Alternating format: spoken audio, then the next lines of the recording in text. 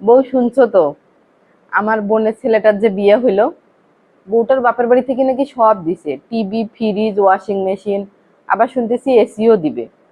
ভালোই আছে বউয়ের বাপের বাড়ির লোকজন, কিছু না চাইতেই সব দিছে।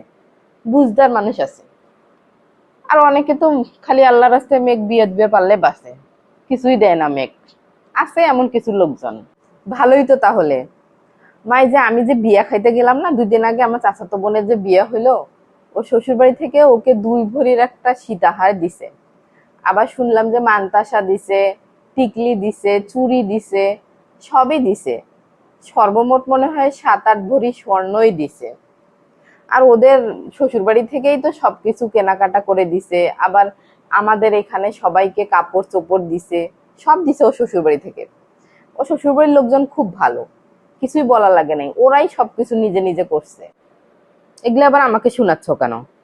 আপনি আমাকে যে কারণে এই কথাগুলো শুনাইলেন, আমিও সেই কারণেই আপনাকে এই কথাগুলো শুনাইলাম।